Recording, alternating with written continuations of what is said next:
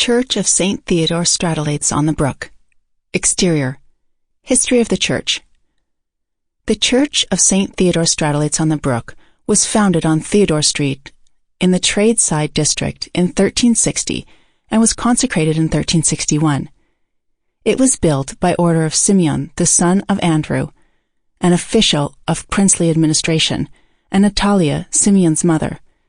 Among the pendant seals attached to an official document addressed to Novgorod ambassadors, there has survived a seal of the donator of the church.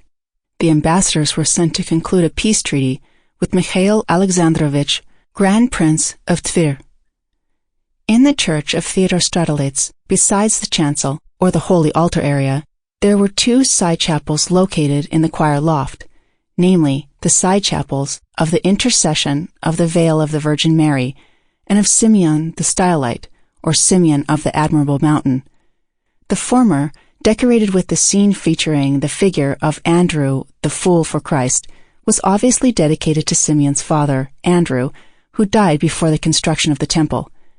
The emergence of the latter is obviously caused by the desire of the donator to have a separate altar dedicated to his heavenly patron. The church was frescoed between 1378 and 1396. It is unknown who ordered them. Architecture of the church. The Church of Theodore Stratilates is a 4-pillar, 1-dome, and 1-apse cross-domed temple with the lower corner parts. It continues the architectural style that appeared at the beginning of the 13th century and resumed in 1292, after a long break, in the erection of the Church of St. Nicholas of Lipno. At the same time, the church on the Brook was the embodiment of a qualitative leap in Novgorod architecture. This masterpiece served as a classic model for architecture for more than 100 years. The architecture of the temple is very harmonious. Its designer managed to find the exact ratio between the massive main body of the church in the drum, crowned with a helmet-shaped dome. The temple looks solid and solemn. The tops of the facades are shaped as trifold arches, but it is not excluded that originally the building had a roof with intersecting gables, like that of the Church of Our Savior on Ilina Street. There is a hypothesis that both churches were designed by the same architect. The main entrance to the temple is located on the western side. Today we can see a refectory and a 17th century bell tower. Initially there was a low porch, but only the lower part of its walls has survived. The southern facade of the church has a stone extension attached to it. It was intended for keeping the boat-shaped stone sarcophagi of the church's donators' family members. The traces of the extension can be clearly seen today. Southern facade. In the latter half of the 14th century, church exteriors were paid much more attention than before. The Novgorod architecture has a rather stable set of decorative elements.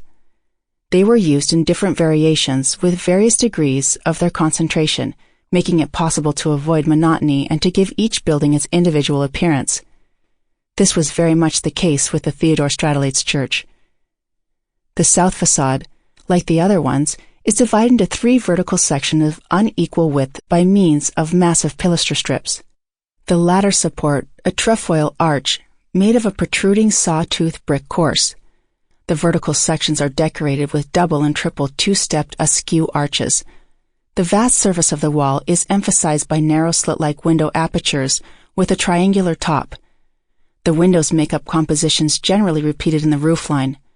Strict horizontality in the arrangement of the windows of the second and third tiers adds to the stability and simplicity of the facades.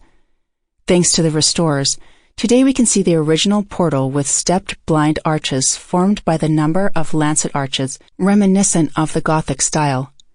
The decoration of the facade is complemented with crosses, laid with bricks and monolithic stone. The former has a stepped base, and the so-called cavalry crosses are positioned in the upper parts of the walls. On the southern facade, we see such a cross under the single window at the level of the 4th tier of the church.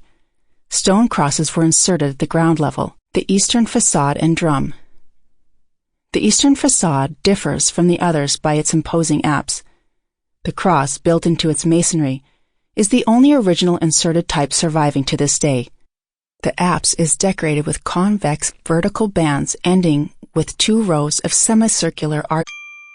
Sample complete. Ready to continue?